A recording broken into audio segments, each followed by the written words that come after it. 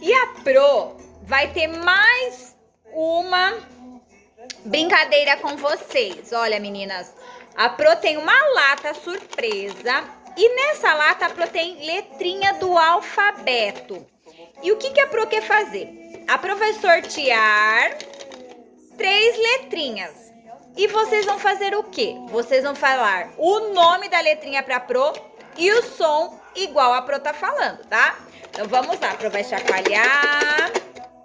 E a Pro vai enfiar a mãozinha aqui dentro e vai pegar uma letrinha.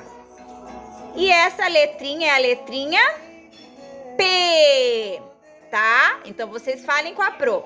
P. E o som da letra P? Tá bom? Então vocês falam o nome, letra P. E o som? Mais uma letrinha.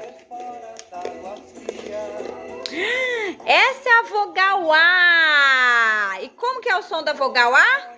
A ou A. Mais uma letrinha para vocês. Toda quinta-feira a Pro vai colocar o alfabeto pra gente falar a letrinha e o nome da letrinha. E essa aqui é a letrinha N. E o som da letra N, ó. Tá? Olha a linguinha da Pro. Tudo bem? Então, nós hoje aprendemos a letrinha N, a letrinha P